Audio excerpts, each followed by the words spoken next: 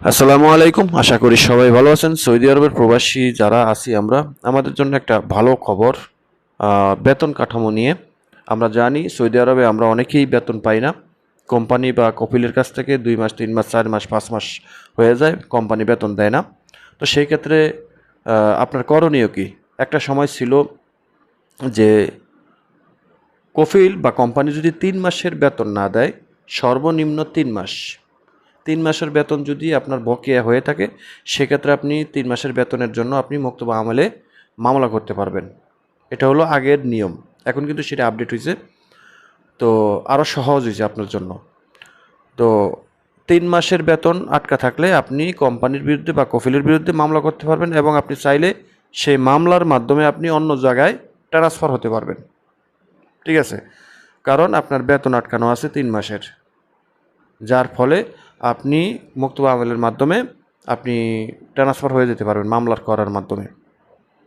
তো সেটাকে এখন আপডেট করছে সৌদি শ্রম আইন মন্ত্রণালয়। সেখানে জানিয়েছে যে আপনি এখন থেকে ২০২৫ সালের এটা কিন্তু ২০২৫ সালের শেষে এটা এই আপডেট করছে যে কোনো কর্মীর বেতন যদি ১ মাসের বেতন আটকানো থাকে, এখন ৩ মাস থেকে ১ মাসে নেমে এসেছে। আগে ছিল ৩ মাস, এখন এসেছে ১ মাসে। তাহলে আশা করি বেশি একটা বলা লাগবে না। ৩ মাসের যেই কাহিনীটা বা যেই সিস্টেমটা ১ মাসের জন্য সেই একই সিস্টেম।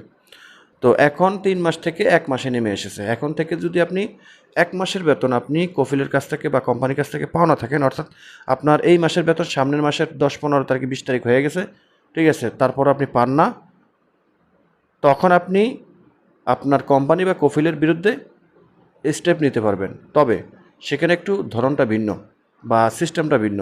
আগে যেমন ৩ মাসের বেতন আটকা থাকলে আপনি সরাসরি মুক্ত মামলে গিয়ে মামলা করতেন। এখন আপনি মুক্ত মামলে যাওয়া লাগবে না। আপনি মহাকুমা তানফিদ মহাকুমা তানফিদের মাধ্যমে আপনি মামলা করতে পারবেন। সেটা আপনি ঘরে বসেও করতে পারবেন মোবাইলের মাধ্যমে, বা নাজিজ প্ল্যাটফর্ম ব্যবহার করে আপনি সেখানে অভিযোগ করতে পারবেন যে আপনার কফিল বা কোম্পানি আপনাকে বেতন দিচ্ছে না ১ মাস বা ২ মাস বা যেটাই হোক। তবে সর্বনিম্ন ১ মাস এবং ২ মাস রানিং থাকতে হবে। তো আরেকটা জিনিস না বললেই না যে আমরা অনেকে কফিলের কাছ থেকে ২ মাস ৩ মাসের বেতন পামু, কিন্তু সেখানে ৬-৭ মাস ১০ মাসের কথা বলি যে ১ বছর হইছে আমার বেতন দেয় না। দেখেন, আপনি যখন কফিলের বিরুদ্ধে মামলা করবেন আপনি অবশ্যই সত্য কথাটা বলবেন। আপনি অনলাইনে যেই আবেদনটা করবেন বা মুক্তবা আমলে গিয়ে মামলাটা করবেন, সেখানে আপনাকে অবশ্যই সত্য কথা বলতে হবে। সত্য কথার কোনো জবাবদিহি থাকে না। ঠিক আছে?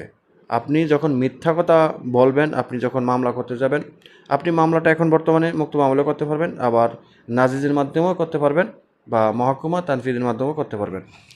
তো আপনি যদি মামলাটা করেন সেখানে অবশ্যই আপনি কয় মাসের বেতন পাবেন সেটাও উল্লেখ করবেন। কয় মাসের বেতন পাবেন সেটাও উল্লেখ করবেন। কারণ এখন বর্তমানে ডিজিটাল সিস্টেম, কফিল কোম্পানি আপনার সম্পূর্ণ বেতনগুলো অনলাইন সিস্টেমে দিতে হয়। ঠিক আছে? তো সেখানে রেকর্ড থাকে যে আপনার কোন মাস লাস্ট কোন মাসের বেতনটা দিছে।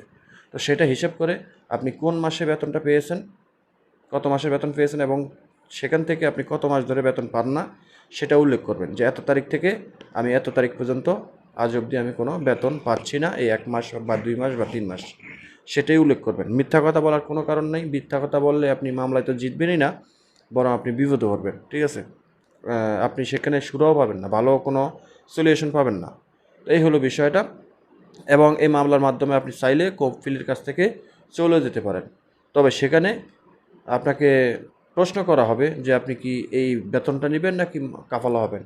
তো আপনি কাফালাও হতে পারবেন, বেতনও নিতে পারবেন, যেটা খুশি সেটাই করতে পারবেন। সবাই ভালো থাকবেন। লাইক কমেন্ট শেয়ার করে অবশ্যই চ্যানেলটা সাবস্ক্রাইব করে রাখবেন, অবশ্যই ভিডিওটা শেয়ার করে দিবেন। সবাই ভালো থাকুন। আল্লাহ হাফিজ।